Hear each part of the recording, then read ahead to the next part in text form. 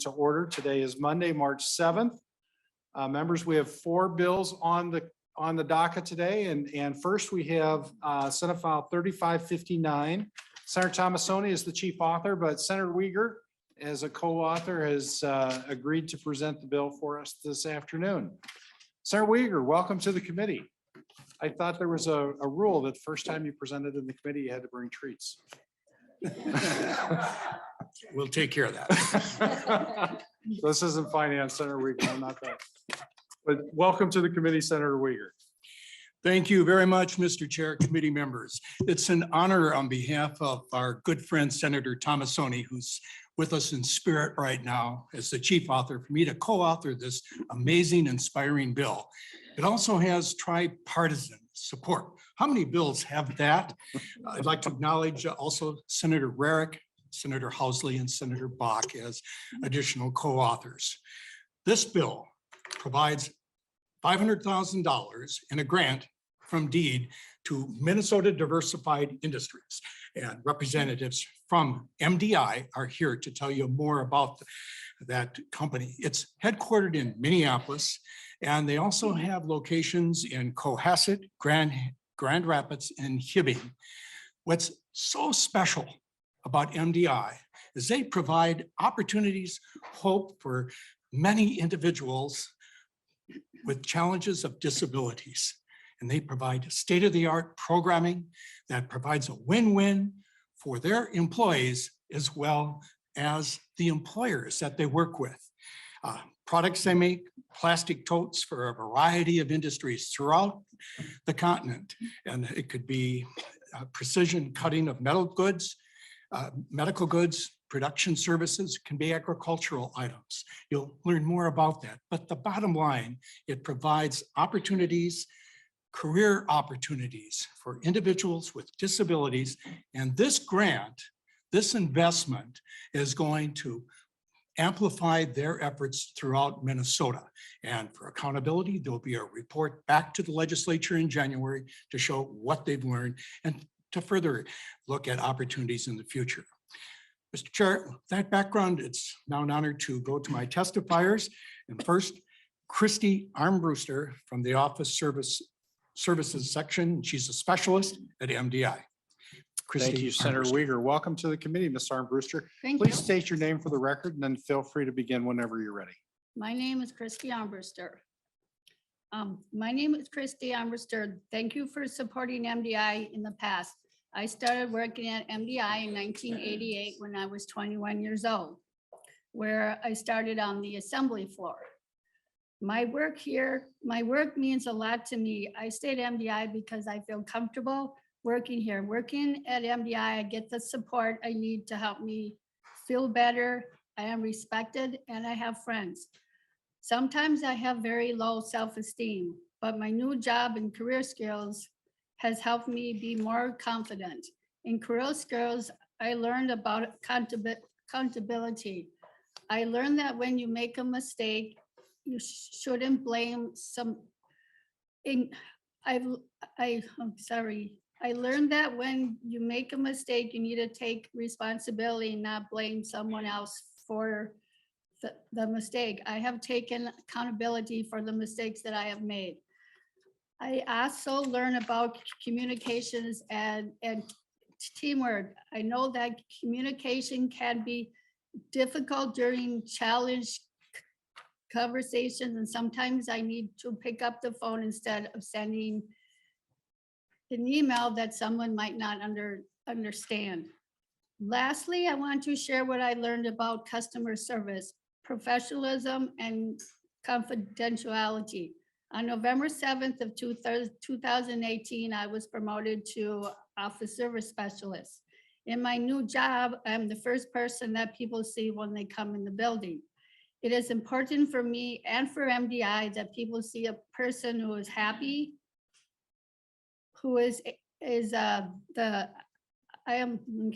It is important for me and for MDI that people see a person who is happy and to give great customer service. There is a video called Give Them a Pickle, which we watched during career skills class. It was all about giving customers what they want and having great customer service. During the class, everyone had to give somebody a paper pickle who they thought showed great customer service, and I received 2 of them. That is what I do every day. In my job, I know I have to be professional and respect the privacy of others. Every day I am positive and professional to people that come to MDI. Some of my other job responsibilities are answering the phones, taking care of customers, timekeeping that is used for payroll and for billing the customers, and distributing the mail and supporting the process that helps flow of paying our bills on time. Every day I work to keep people's information private while I'm doing my job. I love my job because it allows me to advance my skill sets, take on new challenges, and grow as an employee and a person. Real skills and the support of MDI has helped make that happen. Thank you, Ms. Armbruster. Next, we have Ms. Eglinton. I hope I pronounced that correctly. Please state your name for the record. Please then begin when you're ready. Oh, and members, I forgot we do have a quorum. Thank you, Mr. Chair. My name is Jean Eglinton, and thank you, committee members. Christie's a hard act to follow. I'll just say that right off the bat. I'm the Director of Employment Services at MDI, and I have more than 35 years of experience working with people with disabilities in employment settings. I'm in my 8th year with MDI, and I can tell you MDI's workforce development model works. Our success is attributed to our culture of providing support to employees in a respectful and inclusive environment. Between our licensed day services in Cohasset, Minnesota, and supporting more than 100 employees with varying disabilities at our manufacturing facilities, we are still less than 5% reliant on government funding. MDI has a goal to impact 2,500 lives by 2025. Our vision to make that happen builds on our career skills work that focuses on the soft skills that people need to be successful. And those classes include communication, positive attitude, problem solving, and as Christy said, customer service. Nearly 300 participants have completed a career skills class, and we have had tremendous feedback. 96% of the participants said they were positively impacted by the class. 80% said they are better at problem solving, having taken the class, and 88% said they now show more responsibility for their actions. We know that if our career skills classes help people with disabilities build skills, it can help everyone. We are moving forward with the vision of transforming career skills into new formats to increase impact. As you can imagine, our in-person model was turned on its head due to COVID challenges. By January 2021, we started to offer virtual career skills classes to outside organizations. Virtual career skills classes gave organizations the chance to participate from a remote setting with a trainer in a different location over Zoom. We have been able to reach multiple organizations at the same time using Zoom. The feedback we received from these participating organizations has been great. There is, however, a barrier that exists. The class is offered at specific times and dates. So if that does not work for an organization, they're not able to participate. Therefore, we have expanded our vision of offering career skills in more accessible formats, and we'll be piloting these options in the coming year. First, on-demand career skills, where at the click of your mouse, any group can participate in a recorded class and on the unified work learning platform. Second, mobile career skills, where the class will be brought to more rural parts of the state and offered in person. And finally, we envision the virtual reality classes where participants will be able to wear a set of goggles and, for instance, practice their interviewing skills, as well as future be able to see what it's like to work in a virtual world, like a manufacturing plant, such as MDI, or retail store, convenience store, or office setting. Eric will speak more to our vision of unified work that bring consultation, training, and support to businesses to help them remove barriers and hire more people with disabilities. This concept is a collaboration with organizations and businesses, including Medtronic, Special Olympics Minnesota, United Health Group, and Boston Scientific, who continue to help us create and implement our concept. United Health Group and Boston Scientific have both increased their efforts to hire people with disabilities. Our vision of unified work consulting and career skills training classes encompasses everything we think is needed to advance employment for people with disabilities.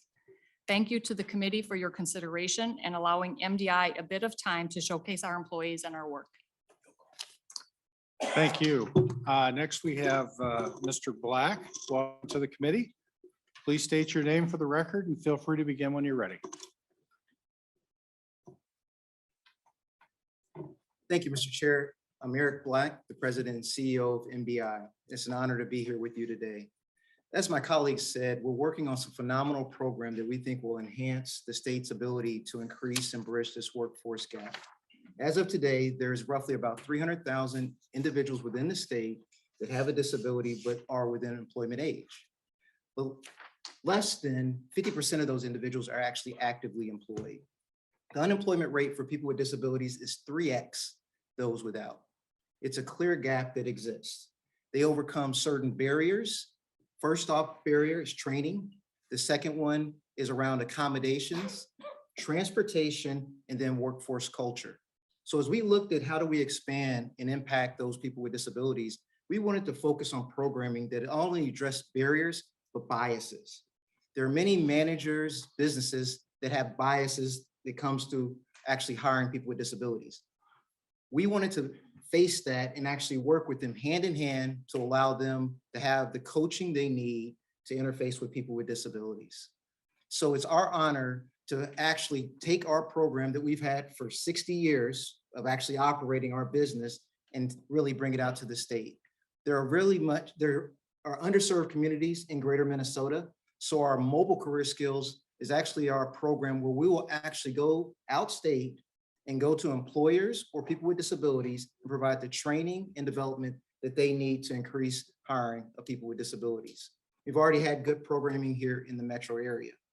As Jean spoke, we have a program that offers this on demand. And if we have our on-demand programming, then you're able to receive this training in the snippets, say 15 minutes, that allows you to get to the content at a rate that most people actually have an attention span. So the last one is around virtual reality. So I had the ability when I worked for Cargill previously to really work on the tech side of the business. And one of the things that often hurt us was the ability to deliver services to customers disruptively by price. So our thought today is how do we take our service model and really get it out to the state in a really disruptive manner when we think about the costs, where you don't have one individual training 10 people, or where you need 2 people to train 20 people. How do we have one individual impacting 100 people, one individual impacting 200 people? And really a lot of the funds that we want to utilize is to develop that platform, which makes it really easy and accessible for people with disabilities. Our cost and goals today, we're less than $20. Our drivers to get down to $10 or less.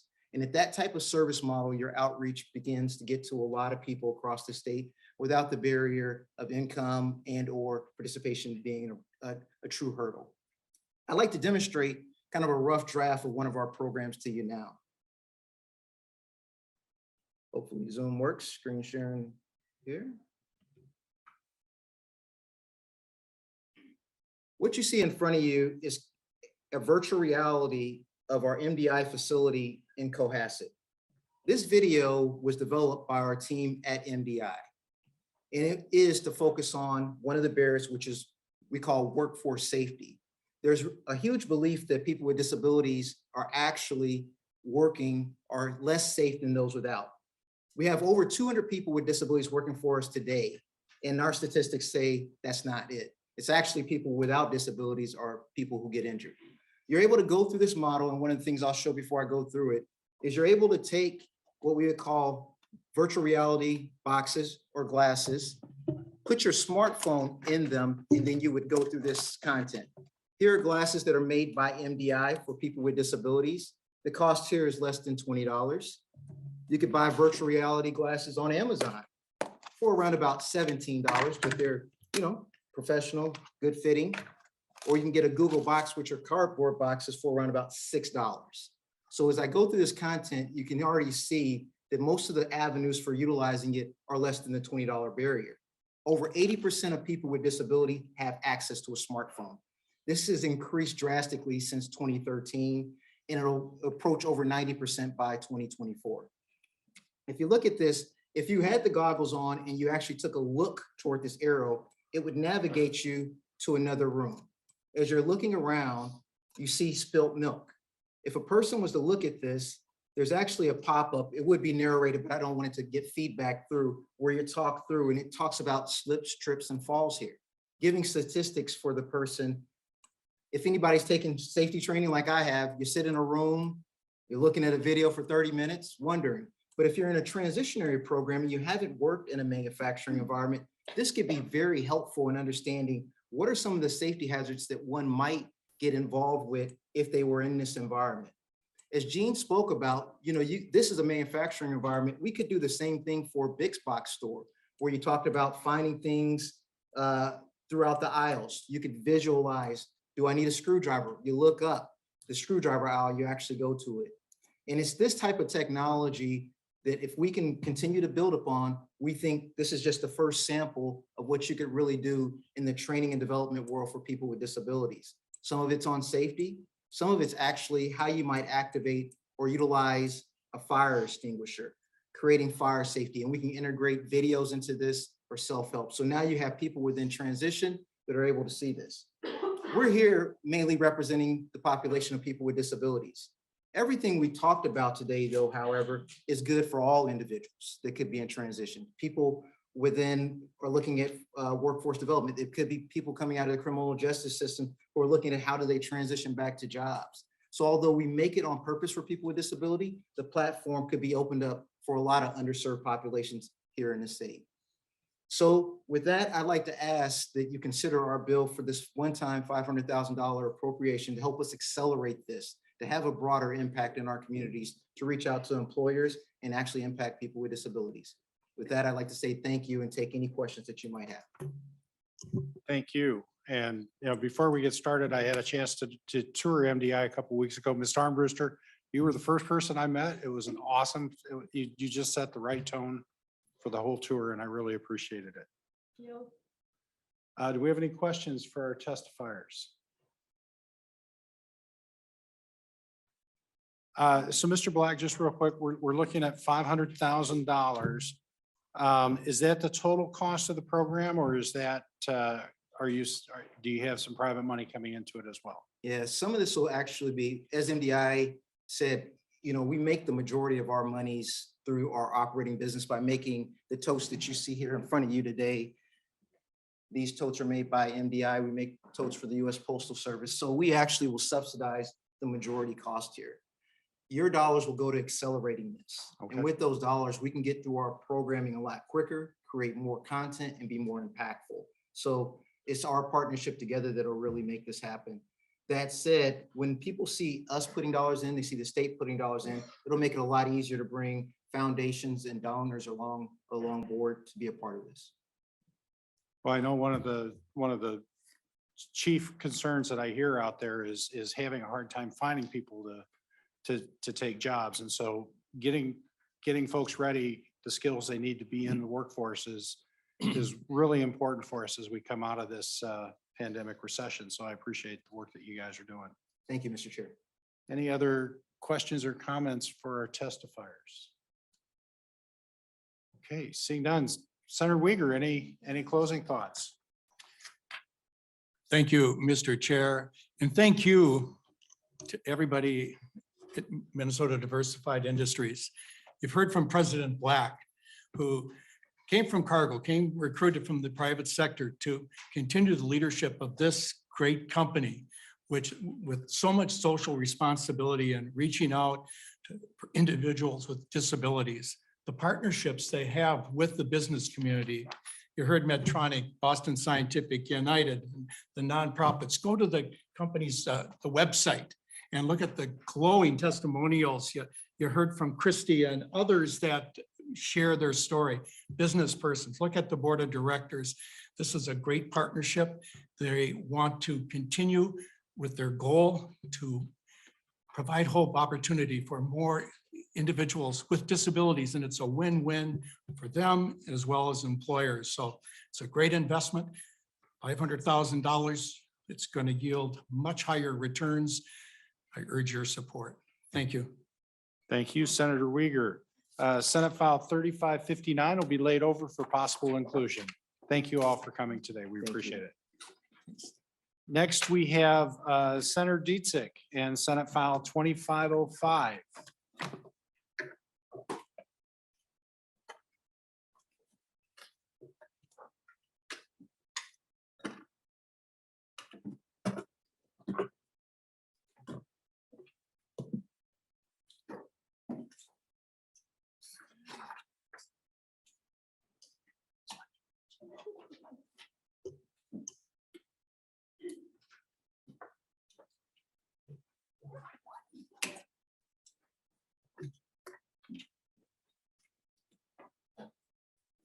Welcome to the committee, Senator Dziedzic. Feel free to begin whenever you're ready.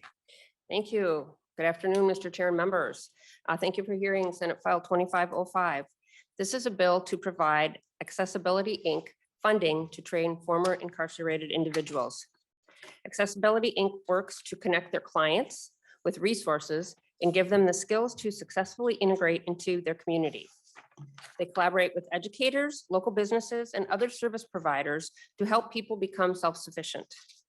With me today to support the bill, we have Ben Austin, Chief Programs Officer, Jackie Gale, who's sitting over there, is Senior Director of People Practices, if we have questions. We have Ebony Mary Peary, and she is the Reentry Basic Education Coordinator, and Gerald Exum, and he is, I believe, a client or former client of Accessibility, Inc. And so with that, Mr. Chair, I'll ask to turn it over to Mr. Austin to continue discussing Accessibility, Inc. Thank you, Senator Dziedzic. Welcome to the committee, Mr. Austin. Please just state your name for the record. Feel free to begin when you're ready. Ben Austin. I'll start by thanking Chairperson Pratt and the rest of the committee for having us here, the opportunity to ask you for money. So with that, I'll give you just kind of a brief overview of the program. The mission of Accessibility is an organization. We serve a wide variety of individuals with barriers to employment, including individuals with intellectual developmental disabilities. But this specific program, Project Connect, was developed in 1997 and initially served predominantly recent immigrants and refugees who were in need of services to get gainfully employed in the community. Changes in revenues and funding sources available over the course of time have kind of evolved into the program now, where we serve predominantly justice impacted individuals, 60% of whom are people of color. And I'll get into maybe some more information as far as data and stuff, if you're looking for that. But throughout our existence, we've served anywhere from 50 to 400 people, depending what financial resources have been available. Over the last reporting period of the last direct appropriation we've gotten, it cost us around $1,850 per person to put them through our program. So based on that, that number, I would anticipate 170 to 175 people we could impact with this appropriation. And throughout the last reporting period, our recidivism rate was 3.5%, which is pretty significant as far as keeping people gainfully employed and not back in the justice system. So unless you guys have any questions for me right now, I'll turn it over to Gerald and he can share his story of going through this actual program. Thank you, Mr. Austin. Welcome to the committee, Mr. Exum. Please state your name for the record and feel free to begin when you're ready. Hi, I'm Jerry Exum, and I'd like to thank Chairman Senator Pratt and the rest of the committee for having me here today. I grew up in a small town in Northwest Indiana called Gary, and it was growing up in Gary was pretty nice in the beginning. We had the steel mills, which was our main resource there, and steel mill was pretty much our lifeline at that time. The business flourished, but one day the mills just decided to pack up and leave, and moved to Texas, and at that point, everything just went awry. As the unemployment rate skyrocketed, so did crime. And it became not such a good place to live at the time. My dad and two of my brothers retired from Inland Steel, but during that time, my dad was laid off for quite some time. And so you can imagine the stress and the difficulties within the home. Just as a result of that, my mom being a substitute school teacher, making hardly enough money to put food on the table. And so things got really bad. My dad, who was a guy that I really looked up to and inspired to be like as a kid. Now I watched him become a bitter, angry, abusive father, both verbally and physically. And so make a long story short, just to get out of that situation. And in 1980, I ended up joining the US Army, serving a year and a half in West Germany. Basically did that as a way of escape. And so spent time there. That didn't last as long as I hoped. I suffered an injury while on duty. So I'm a disabled vet now. Have to come back to depressed Gary. And things just kind of got worse from there. Eventually got strung out on drugs and alcohol. That was my go-to to sort of medicate the pain and the trauma of just everything that was going on. And so fast forward, I moved to Minnesota in 1991, still on the same destructive pattern. But then one day in May the 7th of 1992, after a week-long binge, alcohol and drugs, I woke up one day and just the craving was gone. Had no more desire for it. And I checked into the what was the Beacon program at the Salvation Army at 1010 Curry, and stayed off the drugs for a very long time, all the way up into the late 2000s. But then my behavior eventually landed me in the prison. I did an extensive prison sentence and came back and relapsed after all of those years. And then I checked into Minnesota Adult and Teen Challenge, did their long-term program. And some of the people there told me about a program called Accessibility.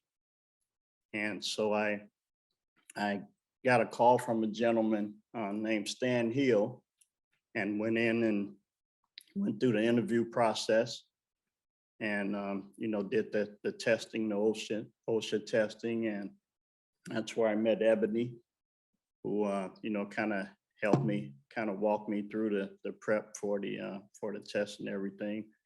And so just to briefly share my experience with accessibility, I honestly can't say enough about the difference that they've made in my life. And, I'm not going to get emotional here, but, I was a guy that with not much direction coming out of prison, didn't know what I was going to do. My family was pretty much torn apart because I was gone for almost 5 years. And, people grow apart after a period of time.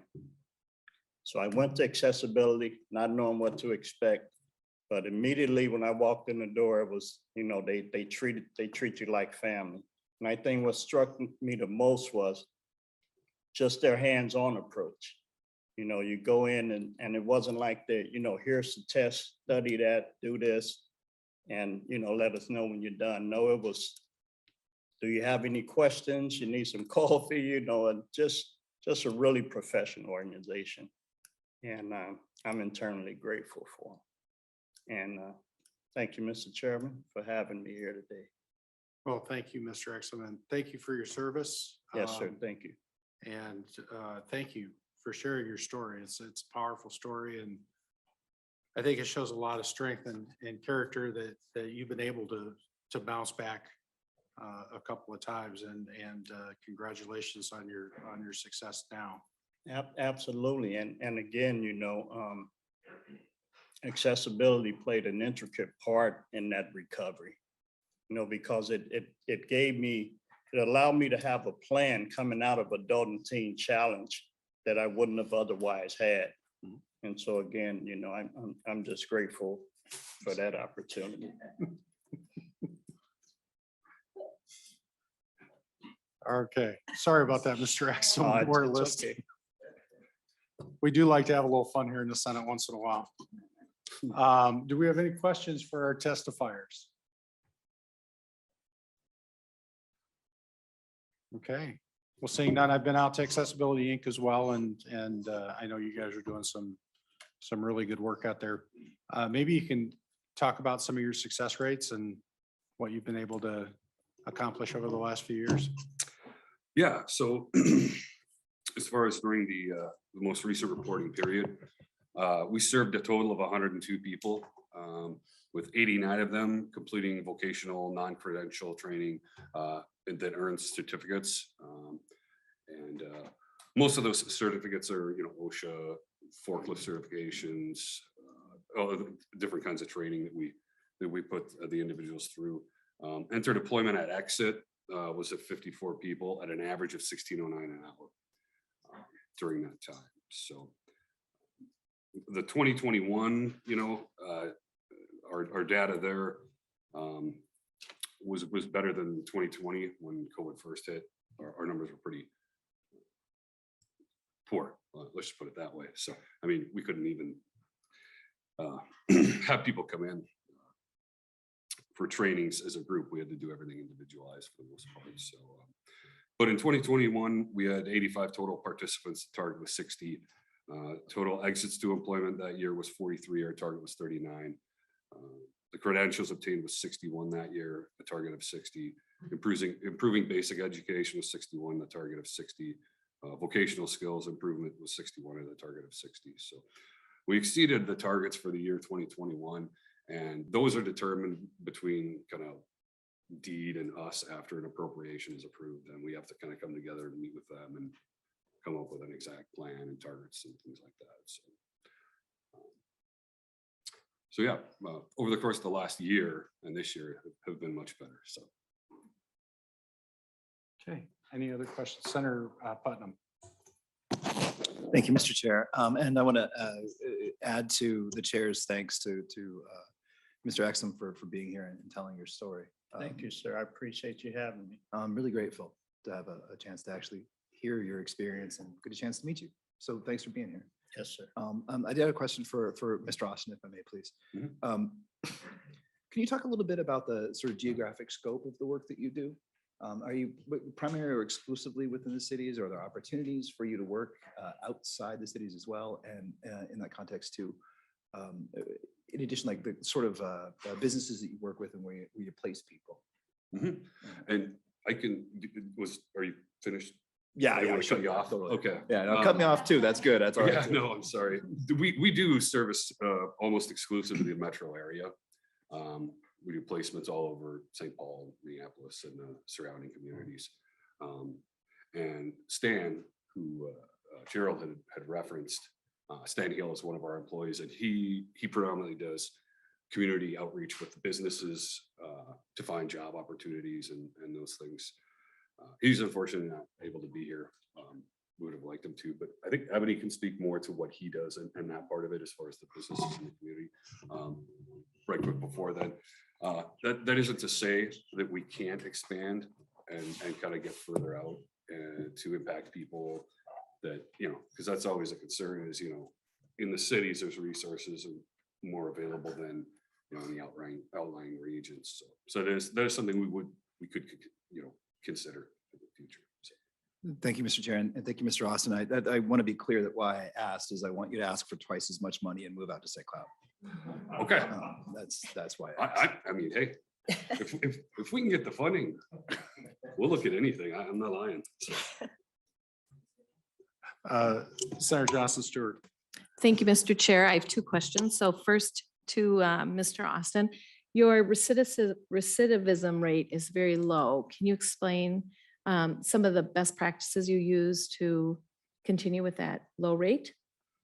Well, I think a big part of it is the employment part, actually getting gainful employment. Now, another part of that is that's during our reporting period. What happens after that, you know, we don't really know. That's, I didn't hear what you said. What did you say? It's during our reporting period that the funds are designated for. After that, we don't know if somebody may, you know, have something happen or not. What is the reporting period? The period of 2020 to 2022 with our last director of appropriation. Mr. Chair, can I clarify? So they did get an earlier direct grant from DEED. And so the reporting period is, so they were kind of tracking people while they were working with them. And then, you know, with a lot of companies, once they, you know, get a job and, you know, move on and graduate, they don't keep track. That is, you know, maybe something that if the committee thought was necessary, they could kind of work to keep track of people, just to know going forward how it helps. But that's just kind of what the original grant was. Thank you, Senator. I have another question. Senator Johnson Stewart, go ahead. So is there a trick to these outlets? Because I can't get my plug into here. And I'm about to die and I want to keep looking at your website. So thank you if somebody could help me. I think one of our pages is on our way to help. Like it keeps arcing. I'm afraid I'm going to die in committee hearing. All right. Thank you, Mr. Chair. That's all I have. I can't get it to plug in. Okay. Any other questions for our testifiers? No, it's Mr. this Chair. one is too. Oh, Mr. Chair, Senator Hur, I'm sorry, I didn't see your hand up. I just want Senator Hur, to, go ahead. comment and support Accessibility Inc. and Senator Dziedzic for bringing forth and to testify, being that they're an organization that began helping refugees and immigrants, and I'm a former refugee myself, so that really meant a lot to me for their work in the past and transition to help folks that are coming back to society and be productive. So I just want to note that in. Thank you. Thank you, Senator Hur. Well, like I mentioned on the last bill, you know, getting people back into the workforce is probably the biggest challenge we have right now. So appreciate the work you're doing. And Senator Dziedzic, any closing comments? I was going to mention that you said on the last bill that, you know, that is a big barrier. There's hiring signs everywhere. And I think Accessibility Inc. does a good job. They actually help the people. They help Minnesota businesses because they partner with these businesses to get people working for them, and that helps our Minnesota economy. So, you know, thank you for letting me highlight this company, and thank you for hearing the bill, and I ask for your support. And I'm sorry, Ms. Mary Perry, I noticed you moved into the chair. Did you want to add anything to the testimony today? Yes, I would. Thank you, Mr. Chair and committee members for having us. My name is Ebony Mary Perry, and I am Accessibility's Adult Basic Education Instructor. And so when we have incoming participants come into our program, we have a week-long orientation where they will do a test for adult basic education, which is a TABE test, and I determine their grade levels, and then I'll work with them on what their educational goals are. So we have some participants coming into our program that do not have a GED, and so their plan is to obtain their GED. So I will work with them on a plan for doing that based on their TABE scores. We have other participants that come into our program that do have their GED, but maybe they need to take a placement test or an AccuPlacer for continuing education. So I can also work with them on those skills. I also work with participants on developing a resume. For some participants, it's the first resume they've written.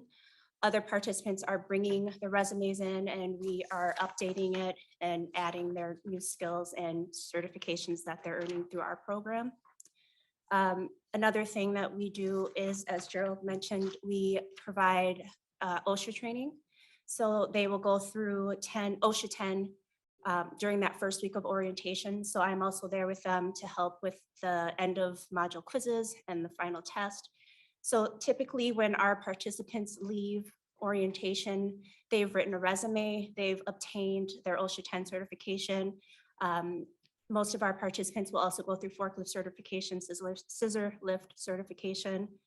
And as Gerald mentioned, we do have Stan Hill. He does our job skills training with all of our participants, and he works on building community relationships with employers so that he can place our participants into community employment. And then they also work with another staff person named Linda, who's also not here, but she will help them with self-assessments and budgets. And so our goal is when participants go through orientation that they continue to work with us, and we continue to work with them on job skills training, employment services, education services, and we stay in connect with them like Gerald. Thank you. Okay, seeing no additional questions. Thank you all for your time. Senator Dziedzic, thank you for bringing this bill forward. We're going to go ahead and lay Senate File 2505 on the table for possible inclusion. So you very thank you much. all, and thank you to your testifiers for coming today. Thank you. Thank you again, Chairman, Thanks. Brett, and the committee. Next, we have Senator Housley with Senate File 3097.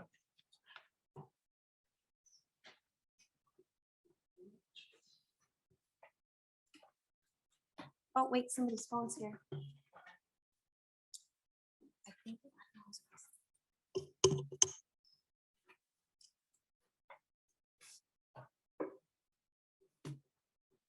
Oh, Carrie, I think it's yours.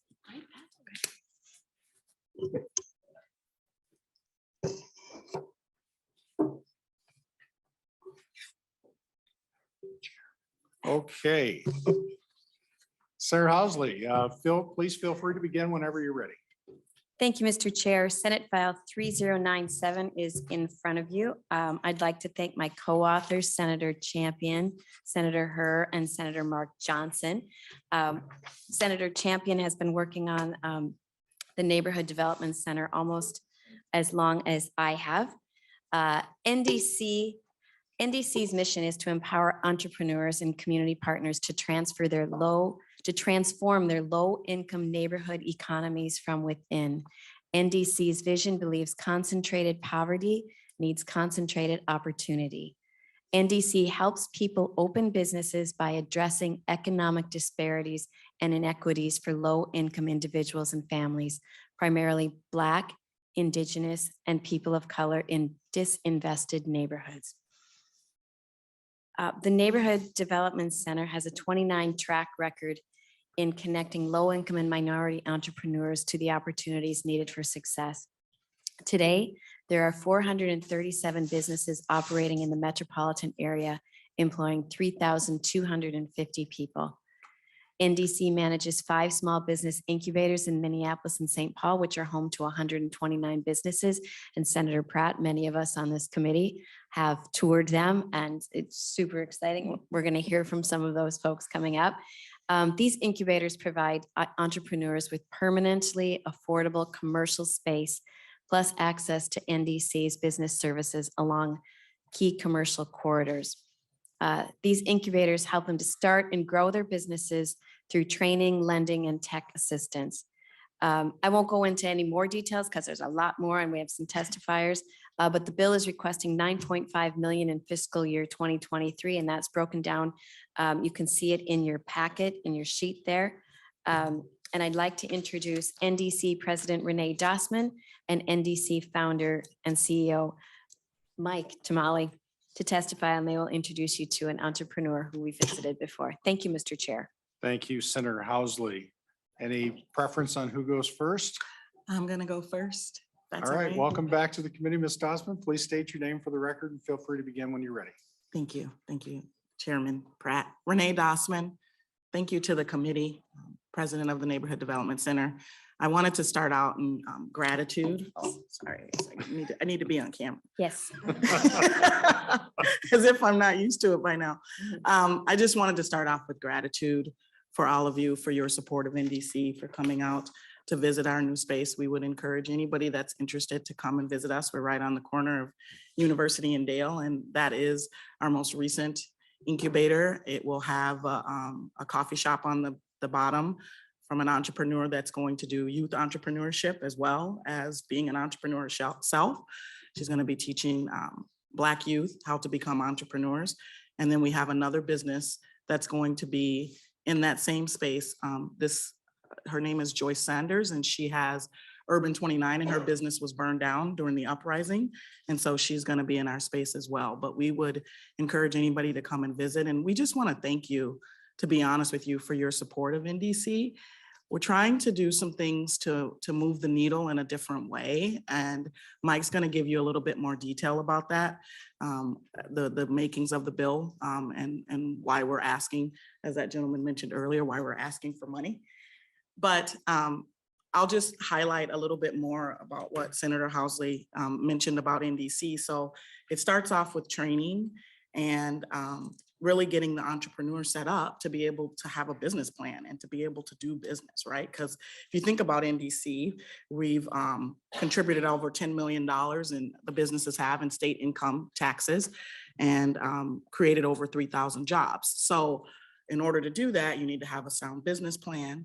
Then we provide that entrepreneur with technical assistance or business development, right? So you can have a great idea, a great business plan, but you might need someone to help you set up your business properly, to do your accounting and your bookkeeping. And so when I think about some of the things that we've done as a result of COVID and the pandemic and everything else, we did technical assistance, a tech pack, because we found that some of our entrepreneurs that we support, so 88% of the entrepreneurs we support are people of color, low to lowest income entrepreneurs in the metro. We focus on the 10 geographic lowest income areas in the metro, including Brooklyn Park and Brooklyn Center. And then we also do some work across the state, which Mike will be talking about, as well as nationally with our Build From Within Alliance. So you need some technical assistance. So we provide that for the entrepreneurs. So we noticed that our entrepreneurs could not access, as you guys are well aware, you've heard the story, they couldn't access the PPPs fast enough. They didn't have their paperwork pulled together. They might not have had the technology. So we started that. We also started a program, to be honest with you, for their mental wellness. Because when you think about the entrepreneurs, you got to think about the whole person, not just the business side. And we recognize that that was a need. So there's one-on-one therapy and sessions for the entrepreneurs, as well as group training. And then we also started a program in conjunction with the Lake Street Council called Money Matters. With everything that happened, we discovered that some of our entrepreneurs did not have proper insurance, might not have had their books straight. So this Money Matters was actually specifically for along that Lake Street corridor. So we're rolling that program out. And then our most recent program, which I'm super excited about, which we're starting, is called Block. And that is Black Latina Opportunity to Connect. So what we found is great. We have, over 50% of the entrepreneurs we support are Black. And we found that they might have done our training, but they might not have made it through to do technical assistance, or they might not have made it through to do to actually start their business, right? So we recognize that they need a little bit more support and a little bit more mentoring. So we're working on that program as well, specifically for Black Latina women, to get them to start their businesses. So those are just a few of the things that we've started and that we've been working on with everything that's happened. And I just want you to know that it would not have been possible without our most recent appropriation and your support. And we're extremely grateful for that. And I'll turn it over to my buddy. Thank you, Ms. Dossman. Welcome back to the committee, Mr. Tamale. Please state your name for the record and feel free to begin when you're ready. My name is Mike Tamale. I'm the founder of Neighborhood Development Center. Thank you for having us here and for your support over many years and for coming out and walking the avenues with us, coming in, meeting some of our amazing entrepreneurs. Appreciate that a lot because they tell the story much better than we do, to be honest. So the things we're asking for in this bill are complementary to what you've been supporting us with in the past. And that includes our slow but steady work in Greater Minnesota, where we've been building capacity in right now about 5 different communities to replicate this kind of a model in their own community. And we're not going out there and doing the training or lending of entrepreneurs. We're trying to build up the community itself and their ability to take on this model for their own economic development. So that's includes efforts up in Duluth, in Brainerd, St. Cloud, Lower Sioux Indian community, and with the Mille Lacs band within Onamia and Hinckley. So one of the things we're asking for here today is some funding to support potential business incubator development in some of those communities. And we don't have specific projects yet. We've been talking with them. And we would use the funding if we could get that for purposes of helping them plan, but actually invest and implement some business incubators in their own community to do what we do here in the Twin Cities. We have about 5 or 6 business incubators of our own. Renee mentioned the one of them at University in Dale. We actually have 2 of them there. We have a contractor incubator that's over on the east side of St. Paul for small contractors. And then we have the Midtown Global Market in the old Sears building at Lake in Chicago. And we've been highly involved in the Mercado Central over the years at Lake in Bloomington as well. So these incubators are where folks can have a long-term affordable space for their business, but also access all of our services for training and financing and technical assistance. So that's why we are very high in those. They also hold the corner, you might say, or they're in key, highly visible locations in their own communities. A big thing that we've always had in our model is trying to have these folks that we can touch, inspire their entire community. We're trying to sort of help re-inject entrepreneurship into the middle of these communities and get literally thousands of people believing that they too can start a business, employ their neighbors, employ their kids, teach the kids how to be the next generation entrepreneur, and so on. So the incubators are a big part of that. And the other piece of this is a loan capital. So to go along with the training and the technical assistance, we basically believe there's not a lot of point in training people if they can't get financing. And by nature of who we're reaching out to connect with and train, for the most part, they're low to very low income folks. They don't have much in the way of equity. They don't have much typically in the way of actually having run a business before. So we're taking them from, a skill that they have and a passion that they have, but right from the very beginning to learn the basics. But then we have to be able to finance them because banks are not going to touch them for probably 2 to 4 years once they're in business. So our idea is to get them on the economic ladder, get them moving up to become bankable. But we do the first 1 or 2 loans to them. 100% of who we finance are non-bankable when they start with us.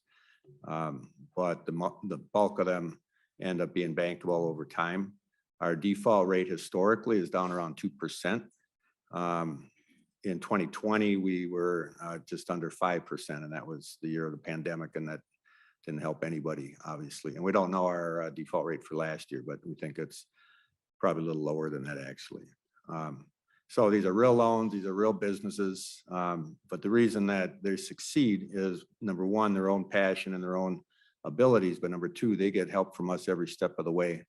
All sorts of professional help in any way you can imagine, really. Legal, accounting, setting up a restaurant, mental health, as Renee mentioned, et cetera. So that's kind of in a nutshell, the 2 parts of what we're trying to find here is more ability to do small business lending and real estate lending, and build out some incubators here in the Twin Cities and in greater Minnesota. So with that, Senator Pratt, if we can see if our virtual link works to get one of the entrepreneurs that took the training up in Brainerd, Minnesota through the Initiative Foundation, which is one of our partners, Sean Hopman of Ya Sure Kombucha. I don't know if he's on or not, but he's this is his moment to shine. I'm here. All right. Hey, dude. Sean. Awesome. Welcome to the committee, Mr. Hopman. Please state your name for the record, and then you can feel free to begin when you're ready. All right, I'm Sean Hopman. I own Yasher Kombucha up in Brainerd, Minnesota. As it was stated, I was part of the, we called it the Enterprise Academy, which was one of the pilot business training classes. Just real quick, a little about my business. We're right in historic downtown Brainerd. We have a full tap room, just like a beer brewery. We are completely non-alcoholic. We make everything from scratch. Our kombucha is made from scratch. We make homemade or made from scratch ginger beer, homemade root beer, many different things to reach a wider audience. I started the company back in 2019, and I kind of started it as a side hustle, and it just started to grow. And as it grew, I was needing more space, and so I began to rent space from a local brewery. We worked in there through most of 2020, and in the fall of 2020, I began the Enterprise Academy and started to go through the business training that they had, which was awesome because I was new to business ownership.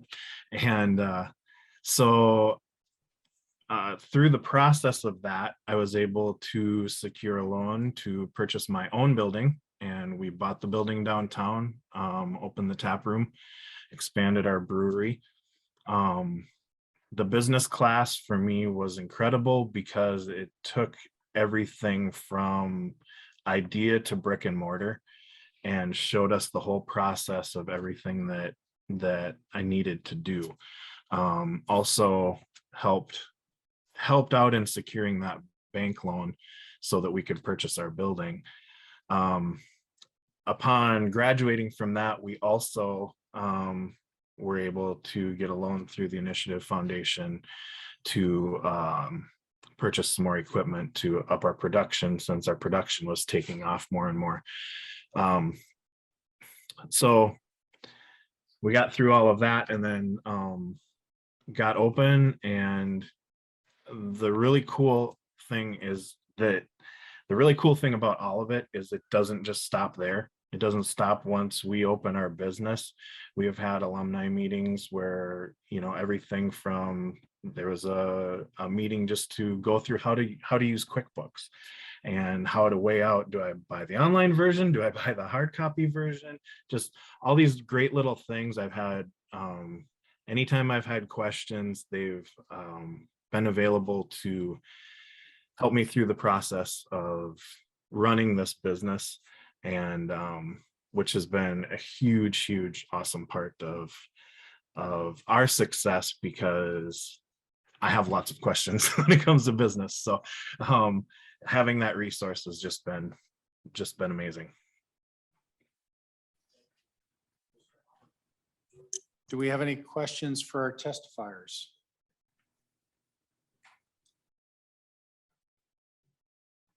So you've got the new building on Dale, and I had a chance to meet your two entrepreneurs. And both fantastic people, a lot of passion around what they do. It sounded like one was a startup, one was, as you mentioned, was one that just needed to find a new place for her business. Yeah. Have you done the real estate lending to help entrepreneurs buy their business? Or I'm not remembering that piece of your business, and maybe is that something that you've been doing, or is that a new component?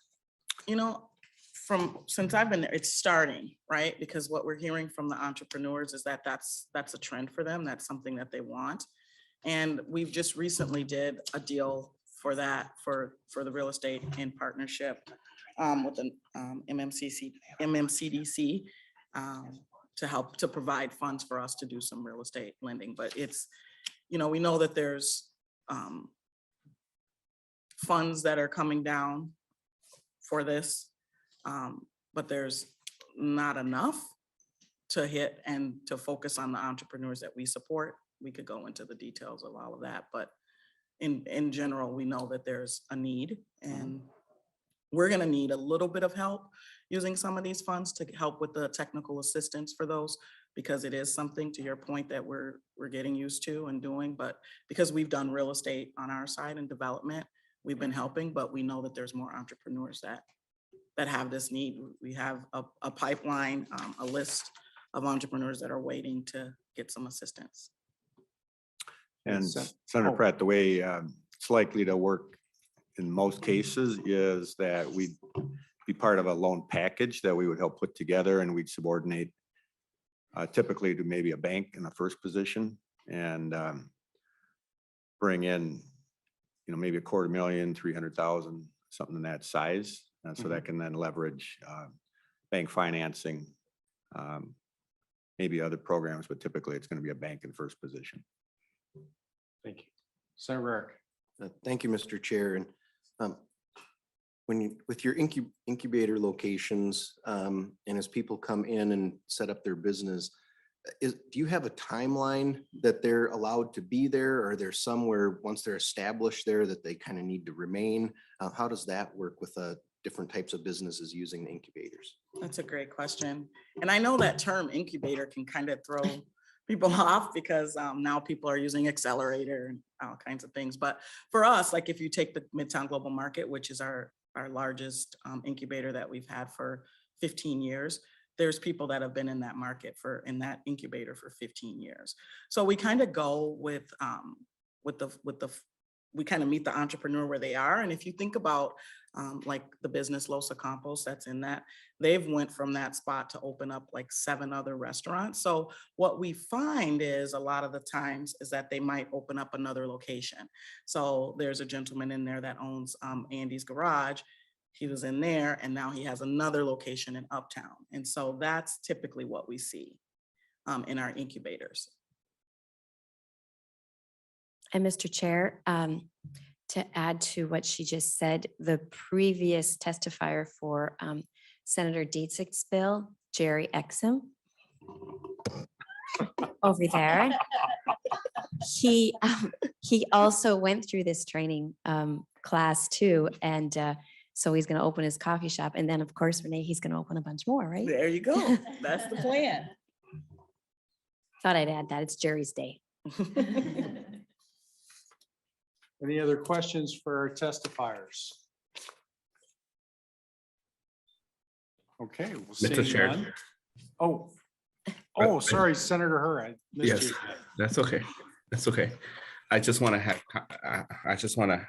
make a comment in support of NDC here and thank Senator Housley for letting me be a co-author of the bill.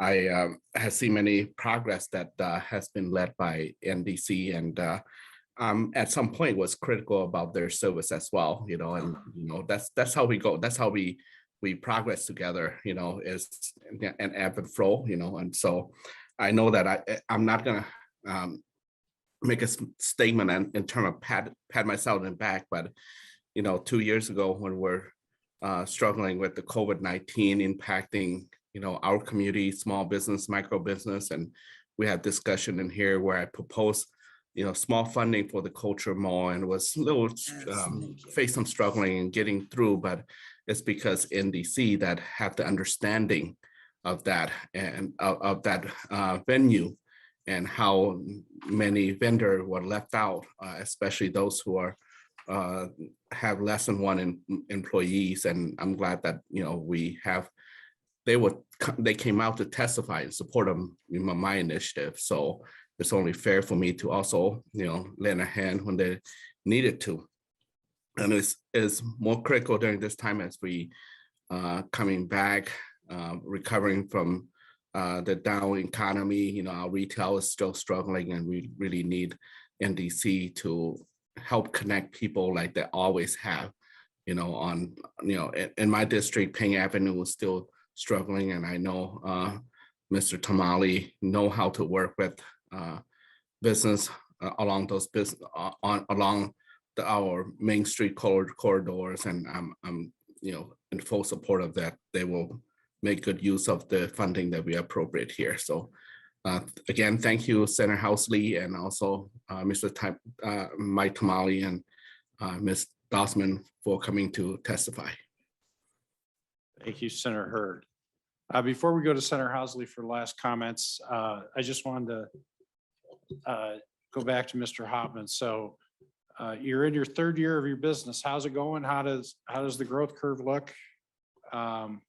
What's your projections? Are you off and running? I love the name of the place, by the way. Thank you so much. Yeah, we're doing great. We're on the verge of another big growth spurt, and I've already bought more equipment to up my production probably 2 or 3 times in the last year. So things are looking really good. We're on the front end. Kombucha is actually one of the largest growing beverage industries in the world right now, and we're kind of really on the front end of things. So it's a little bit of a risk going into business being on that far on the front end, but yeah, all this helped so much. So Thank you. Sarah Housley, any closing comments? Yes, Mr. Chair, I was just wondering what was the genesis behind Mr. Hopman's kombucha, I don't want to call it a brewery, but business. I didn't catch the name. Yeah, sure. Yeah, sure. Oh, yeah, sure. Yeah, sure, Okay. kombucha. Okay, yeah, sure. And Senator Coleman gave me my first kombucha last week. And you're So hooked. I'm hooked. Yeah, sure. Yeah, sure you are. No, thank you, Mr. Chair and members for the opportunity to listen to this bill. It's a great organization and they've had success through the funding the state has given them over the last few years. So I think it would be great if we could continue to do that. So thank you. Thank you, Senator Housley. Thank you to all our testifiers. Senate File 3097 is going to be laid over for possible inclusion. We appreciate your time. Thank you. Thank you very much. Appreciate it. Our last bill for the day is Senate File 3342. Senator Housley and Summit Academy.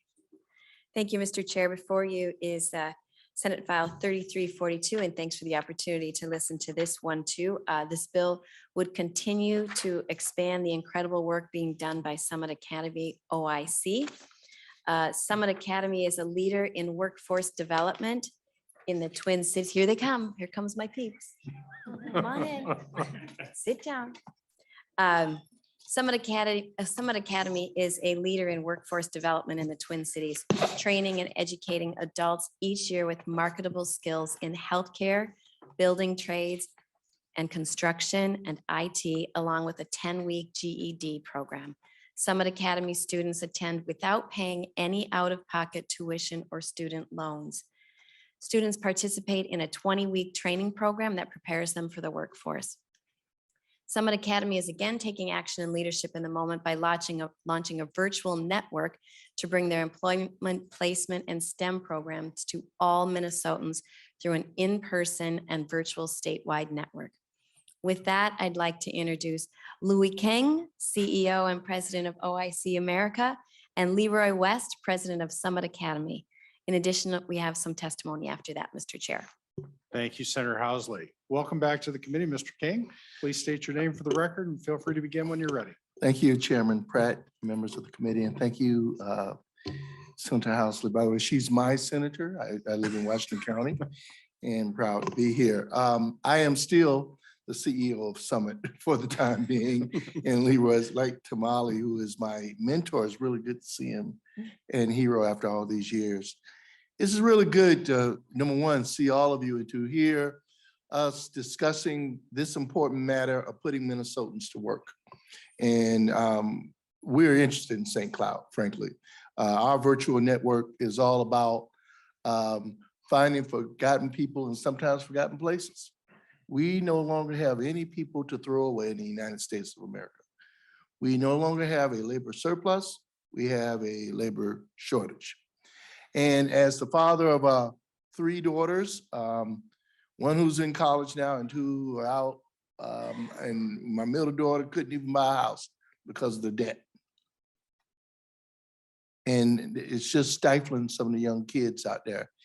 And to be able to help people help themselves in 20 weeks, get them into positions that pay anywhere from $40,000 to $60,000 a year with no out-of-pocket costs. That's the way we're going to get it done, because America works when Americans work together. And I'm proud to be here with Leroy West, the new president of Summit, who's been with us for over 18 years, to share with you some of our program details, outcomes, and future outlooks. And thank you for your support. Thank you. Welcome back to the committee, Mr. West. Please state your name for the record and feel free to begin when you're ready. Thanks, Mr. Chair, members of the committee. I want to also thank you for allowing me to provide an overview of some of the Academy's program and how we're impacting the lives of the people we touch. I'm gonna walk you through a PowerPoint presentation to really outline who we are and what we do and how we're touching the lives of others. Next slide. We are an accredited vocational institution that serves over 1,000 students annually. We're also licensed through the Minnesota Office of Higher Education. Summit is also one of the largest women and minority construction training providers in the region. Our current specialties are the electrician, carpentry, and in solar and construction.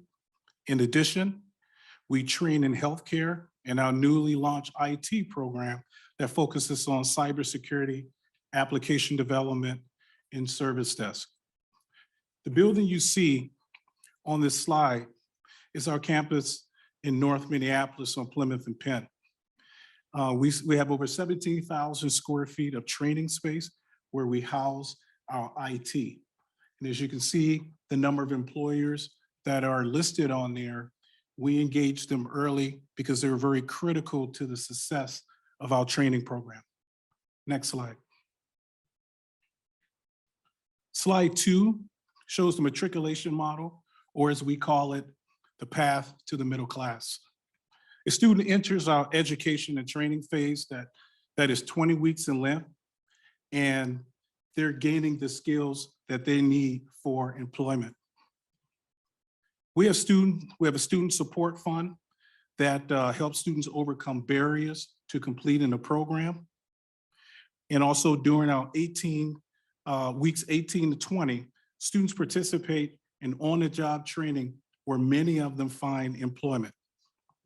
Our average household income is $21,600 for students who starts our training. And our average placement wage is $40,000 upon completion. So in 20 weeks, we can take someone from $21,600 to $40,000 20 weeks with no out-of-pocket costs. And let's assume someone else in the household making at least $15 an hour. Now they're at $70,000 a year. The career management phase kicks in after that, as we call it Life After Summit or after the training. This is where employer training, continuing education, alumni support, all the inputs it takes to basically lifting those career aim points to getting someone now earning higher skills and higher salaries. So it is by design that we engage employers and community colleges on the front end of our training to align our curriculum and employers' expectation, because we are an accredited institution. And that way students can now transfer, and we have some articulation agreements with 2-year and 4-year institutions where they can continue their education and move forward as well. Next slide. This is who we serve.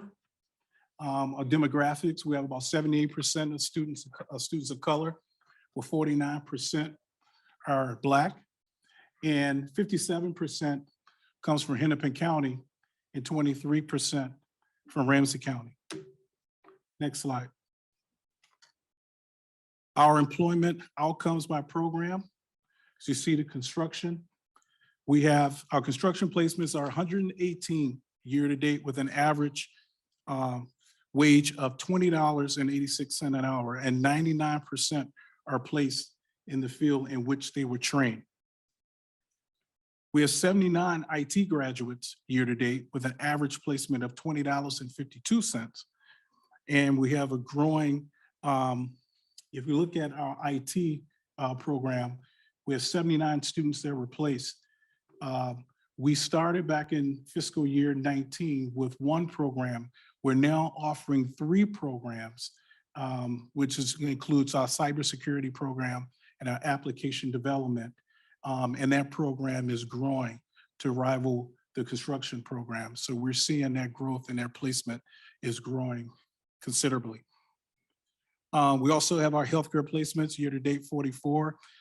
We placed 44 with an average placement of $18.60 an hour. Next slide.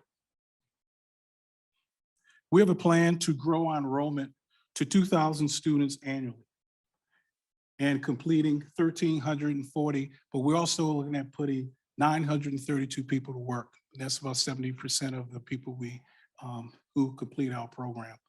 As you can see, the growth fiscal year 19, we were at 989. Then the pandemic hit. We stabilized.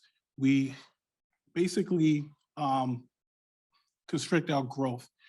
Because of the pandemic, we couldn't bring everybody back in, so we had to transition to virtually. So we couldn't bring everybody in in-person seating. Now we're in a position to grow, and we have a plan to get to 2,000 students and put 932 people to work. Next slide.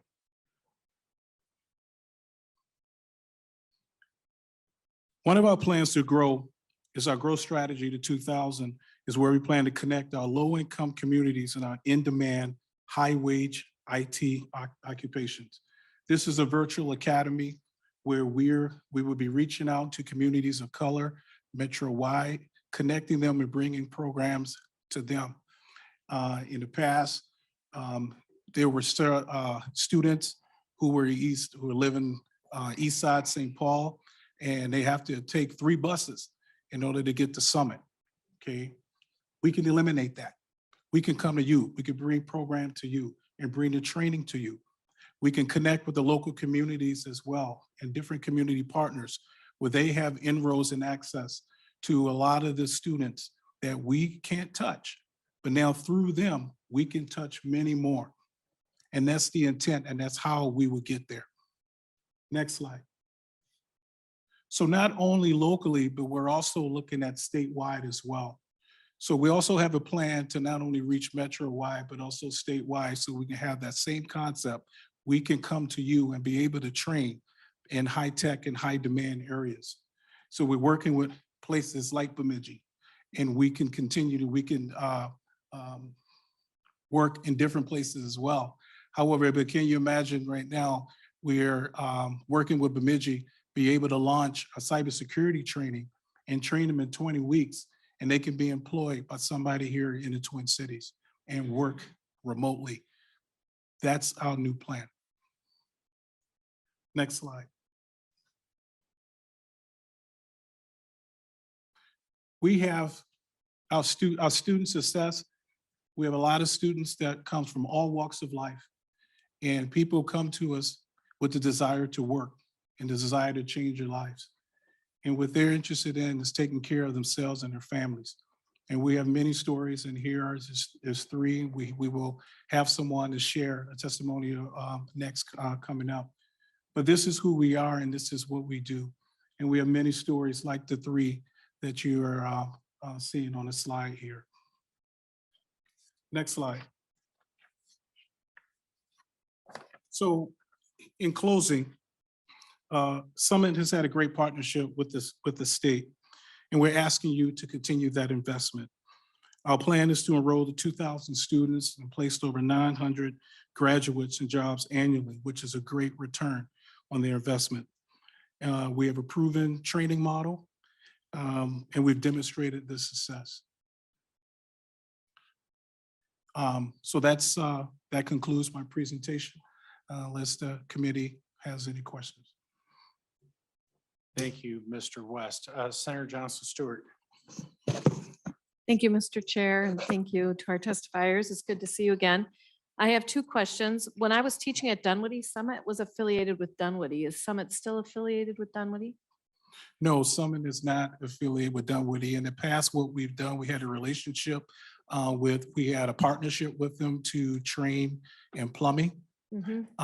And what we've did, in our 20-week model, 10 weeks they come to Summit, and the remaining 10 weeks we partnered with Dunwoody, and they participated in their 20-week plumbing. So it was more of a customized training that was customized to Summit's accreditation model. Thank you, Mr. Chair. One other question. You mentioned that some of your students are able to go on to 2- and 4-year degrees. In a 20-week program, how many credits would a typical student earn? That all depends on the institution that they're transferring to. we have articulation agreements with Hennepin County. And it all depends on the, all depends on the program and the classes, because they have to look at what classes and what content and transfer and how many credits does that take. So it's all program specific. Is there a range?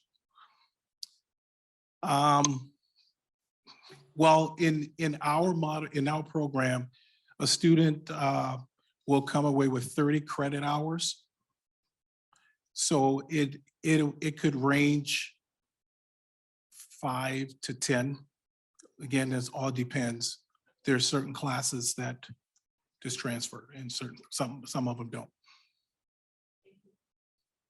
Thank you. We still have two more testifiers. We have Mr. Parker and Ms. Morris.